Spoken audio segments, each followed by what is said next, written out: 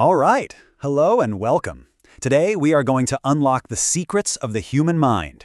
We're diving deep into those hidden psychological triggers that shape our decisions. You know, the secret switches that make us say yes, sometimes before we even know what's happening. Really think about it for a second. Have you ever bought something on impulse or agreed to a favor and then later thought, wait, why did I agree to that? What's the deal? Well, today we're going to solve that mystery by exploring the real science of persuasion. Okay, so let's get to the first big idea here. It's this thing called the click-whirr reflex. And honestly, this is the key to pretty much everything we're going to talk about. It's all about our brain's shortcuts and how those shortcuts can be used to influence us. So here's the deal with click-whirr. A huge amount of our decision-making isn't slow and careful. It's totally automatic. Something happens, that's the click, and bam! This pre-programmed behavior starts running. That's the whir. It's like flipping a switch. It's super efficient, sure, but it also makes us vulnerable. And this is where it gets a little tricky. See, other people, marketers, politicians, you name it, can figure out what your click triggers are. They can push those buttons on purpose to get that predictable whir response from you, guiding your choices without you even realizing it. But hey, that's why we're here, right? Knowledge is power. So instead of just being controlled by these reflexes, you're about to get the master keys. You're going to learn to spot the triggers, understand the responses, and take back the controls. All right, let's jump into our first couple of keys. These two are huge. They're all about our basic human needs for connection and, believe it or not, obligation. First up, key number 1, reciprocity. This one is, it's wired deep into us as a species. When someone gives us something, we feel this incredible, powerful urge to give something back. You know exactly how this works, right? You're walking through the store and someone hands you a free sample of cheese. It's tiny, it costs them basically nothing. But in your brain, a little switch just flipped. Suddenly, you feel this psychological weight, this weird obligation to buy the full-size product or at least stand there and listen to their whole sales pitch. That's the power of that tiny free gift. Okay, next up, key number 2. This one's called liking. And it sounds super obvious, right? Of course we say yes to people we know and like, but just wait until you see how deep this really goes. It's just a fact, we're suckers for people we feel a connection with. And that connection doesn't have to be some deep friendship. It could be something as small as discovering you both support the same sports team. Suddenly, you trust them a little more, you like them a little more. Sharing a little secret or an inside joke, that creates an instant bond that is incredibly persuasive. All right, on to the next set of keys, numbers 3 and 4.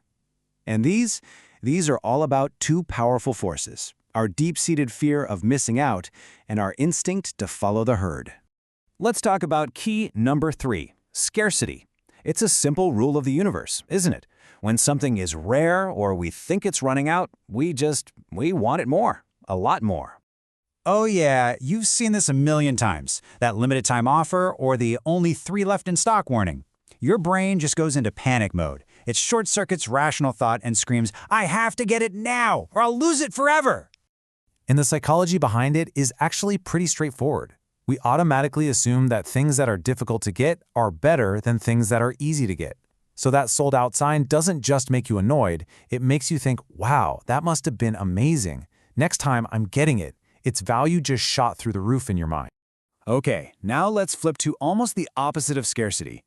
Key number 4 is consensus. You might know it better as social proof. When we're not sure what to do, what's the first thing we do? We look around to see what everyone else is doing.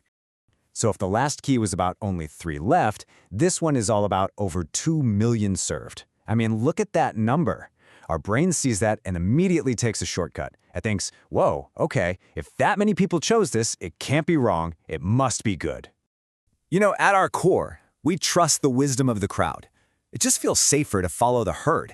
And that's exactly why things like customer testimonials, 5-star reviews, and even long lines outside a restaurant are such incredibly effective marketing tools. We just assume everybody else knows something we don't. Okay, we're heading into the home stretch, our last 2 keys.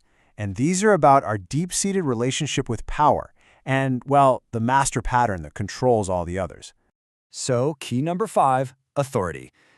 Since we were kids, it's been drilled into us, right? We're taught to respect and obey authority figures, our parents, teachers, experts. But here's the crazy part. A lot of the time, we're not even responding to actual authority or expertise. We're responding to the mere symbols of it. Someone in a lab coat or a fancy suit or with doctor in front of their name. We just automatically assume they're credible and trustworthy. We literally turn off our own critical thinking and just comply. And this quote, this really ties everything together. Because after looking at all these specific triggers, you start to realize the biggest, most important trigger of all is the pattern itself. So yeah, that brings us to our final key, number 6. And it's not another trick. It's recognizing the whole game. It's understanding that our brains are designed to take these shortcuts in the first place. That click-whirr tendency, that's the master program running in the background all the time. So there you have it. We've just peeked behind the curtain of human persuasion. And now, you're not just a spectator anymore. You're holding the master keychain. So let's run through them one more time, just to lock it in. You've got reciprocity, that deep urge to repay a debt. Liking, the power of connection. Scarcity, the fear of missing out. Consensus, the safety of the crowd. Authority, our duty to obey. And the big one, the automatic pattern, our brain's fundamental love of shortcuts. These are your keys. Which brings us to one last really important question. Now that you know the game, now that you can spot these triggers from a mile away and understand your own automatic responses, who's really calling the shots? Now that you have the keys, who's in control? Think about it.